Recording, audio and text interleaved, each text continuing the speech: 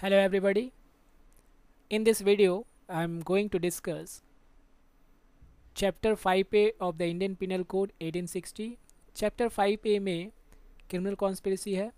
तो आज इस वीडियो में मैं आपको समझाऊंगा कि क्रिमिनल कॉन्स्पिरेसी का डेफिनेशन क्या है। चैप्टर 5A में टोटल 2 सेक्शन है। पहला सेक्शन जो है वो सेक्शन 120A है, दूसरा सेक्शन जो है वो सेक्शन 120B है। सेक्शन 120A में डेफिनेशन ऑफ क्रिमिनल कॉन्स्पिरेसी दिया गया है और सेक्शन 120B में पनिशमेंट ऑफ क्रिमिनल कॉन्स्पिरेसी है। तो इस वीडियो में मैं आपको सिर्फ डेफिनेशन क्या है क्रिमिनल कॉन्स्पिरेसी का वो बताऊंगा, और जो पनिशमेंट ऑफ क्रिमिनल कॉन्स्पिरेसी है उसके लिए मैं एक सेपरेट वीडियो बनाऊंगा, उस वीडियो में मैं डिस्कशन करूंगा। तो criminal conspiracy is covered under section 120A and section 120B of the Indian penal code. Criminal conspiracy जो है वो कवर्ड है सेक्शन 120A और सेक्शन 120B से। सेक्शन 120A में डेफिनेशन ऑफ क्रिमिनल कॉन्स्पिरेसी है, सेक्शन 120B में पनिशमेंट ऑफ क्रिमिनल कॉन्स्पिरेसी है। ओके, तो क्रिमिनल कॉन्स्पिरेसी का क्या डेफिनेशन है उसे समझते हैं। व्हेन 2 और मोर persons agree to do or cause to be done, जब 2 या 2 से ज़्यादा व्यक्ति एग्री होते हैं करने के लिए या एग्री होते हैं करवाने के लिए। क्या करने के लिए और क्या करवाने के लिए? एन इलीगल एक्ट, एक इलीगल एक्ट। ओके, जब 2 या 2 से ज़्यादा व्यक्ति एग्री होते हैं इलीगल एक्ट को करवाने के लिए या फिर करने के लिए, तो ऐसे एग्रीमेंट को क्या कहेंगे? क्रिमिनल कॉन्स्पिरेसी कहेंगे। ओके, तो इलीगल एक्ट में क्या क्या आता है? कोई भी ऐसा ऑफेंस इलीगल एक्ट में आएगा। ऐसा एक्ट जो प्रोहिबिटेड बाय लॉ है वो भी एक इलीगल एक्ट है। ग्राउंड फॉर सिविल एक्शन ये भी एक इलीगल एक्ट है। इलीगल एक्ट का जो डेफिनेशन है वो सेक्शन 43 में दिया गया है आईपीसी के, वहाँ से जाकर आप देख सकते हैं। ओके, सेकेंड क्लॉज में क्या बोल रहा है? An act which is not illegal in itself but done by illegal means ऐसे एक्ट जो इलीगल नहीं है लेकिन उसे इलीगल तरीके से किया जा रहा है, तो इस तरह का भी एक्ट को क्या बोलेंगे? क्रिमिनल कॉन्स्पिरेसी बोलेंगे। ओके, मतलब क्या है? जब 2 या 2 से ज़्यादा व्यक्ति एग्री होते हैं करने के लिए या करवाने के लिए क्या?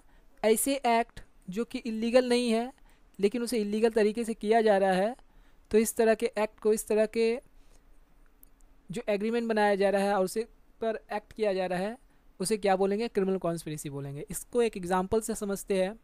मान लीजिए कोई एक लैंडलॉर्ड है, ओके, उसका एक टेनेंट भी है। अब लैंडलॉर्ड क्या चाहता है कि इस टेनेंट को अपना जो रूम भाड़े पे दिया है वहाँ से उस टेनेंट को निकाले। तो लैंडलॉर्ड को क्या करना चाहिए? उसे एक सिविल केस करना चाहिए, एविक्शन सूट करना चाहिए, लेकिन वो नहीं किया। वो क्या किया?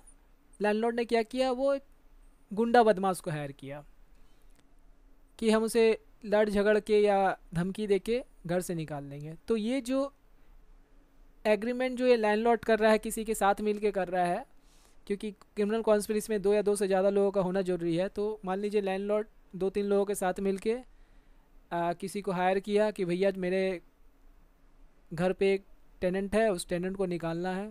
तो ये जो एक्ट वो कर रहा है, ये एक्ट क्या है? ये एग्रीमेंट करने के बाद ये जो लैंडलॉर्ड ने एक्ट किया, ये एक्ट क्या है? क्रिमिनल कॉन्स्पिरेसी है। ओके, क्योंकि उसे घर, टेनेंट को घर से निकालना इज़ अ लीगल है, ये लीगल एक्ट है। आप उसे निकाल सकते हैं, आप इविक्शन सूट कीजिए, सिविल सूट कीजिए, उसे निकालिए, लेकिन उसने क्या कर रहा है? वो एक गुंडा बदमाश को हायर किया है टेनेंट को निकालने के लिए। तो ऐसे जो एक्ट है ये क्रिमिनल कॉन्स्पिरेसी में आएगा। Okay, provided that no agreement except an agreement to commit an offence shall amount to a criminal conspiracy unless some act besides the agreement is done by one or more parties to such agreement in pursuance thereof। मतलब क्या है कि जो agreement बनाया जा रहा है, ये जो एग्रीमेंट हुआ है 2 या 2 से ज़्यादा लोगों के बीच में, इस एग्रीमेंट में जो एक्ट है उस एक्ट को जब तक किया ना जाए तब तक वो एक्ट जो है वो क्रिमिनल कॉन्स्पिरेसी में नहीं आएगा। वो एग्रीमेंट जो है वो क्रिमिनल कॉन्स्पिरेसी नहीं होगा। Okay, provided that no agreement except an agreement to commit an offense shall amount to a criminal conspiracy unless some act beside the agreement is done by one or more parties to such agreement in pursuance thereof. Okay, explanation को समझ लेते हैं. It is immaterial whether the illegal act is the ultimate object of such agreement or is merely incidental to that object. ये immaterial है, ये immaterial है whether the illegal act is the ultimate object of such agreement, कि जो illegal act है वो उस agreement का अल्टीमेट ऑब्जेक्ट है या फिर एक मियरली इंसिडेंटल है. Okay, merely incidental of that object, ये इमेटेरियल है. ओके, अब इंग्रेडिएंट्स को समझ लेते हैं. The ingredients of section 120A IPC are stated below. Ingredients में पहला इंग्रेडिएंट्स क्या है? There should be an agreement between 2 और मोर पर्सनस. एग्रीमेंट जो है वो 2 या 2 से ज़्यादा व्यक्ति मिलकर करेगा. ओके, तो ये पहला एग्रीमेंट इंग्रेडिएंट्स हुआ. पहला इंग्रेडिएंट्स क्या है कि क्रिमिनल कॉन्स्पिरेसी में जो नंबर ऑफ पर्सनस है वो 2 या 2 से ज़्यादा होंगे. ओके, दूसरा क्या है? The agreement should be to do or cause to be done. Agreement जो होगा वो किया जाएगा या फिर करवाया जाएगा. उस एग्रीमेंट में क्या होगा? एन इलीगल एक्ट, जो एक्ट होगा वो इलीगल होना चाहिए. पहला इंग्रेडिएंट्स. दूसरा क्या? An act which is not illegal in itself. ऐसे एक्ट जो खुद में इलीगल नहीं है but done by illegal means, लेकिन उसे इलीगल तरीके से किया जा रहा है. तो इस तरह के भी एक्ट को क्या बोलेंगे? क्रिमिनल कॉन्स्पिरेसी मीन्स इस तरह के एक्ट एग्रीमेंट जो होंगे एक्ट के लिए, तो उस एग्रीमेंट को क्या बोलेंगे? क्रिमिनल कॉन्स्पिरेसी बोलेंगे. उस एक्ट को, उस एग्रीमेंट को क्या बोलेंगे? क्रिमिनल कॉन्स्पिरेसी बोलेंगे. Okay, thank you so much for watching my video. अगर आपको मेरा वीडियो पसंद आया है तो इस वीडियो को लाइक कर दीजिए. मेरे इस चैनल को प्लीज़ सब्सक्राइब कर लीजिए. एंड अभी तक मैंने जितने भी वीडियो बनाया है उसका PDF फॉर्मेट जो है मैंने अपने टेलीग्राम चैनल में अपलोड कर दिया है. टेलीग्राम का लिंक जो है वो डिस्क्रिप्शन में दिया गया है, वहाँ से जाकर ज्वाइन कर सकते हैं.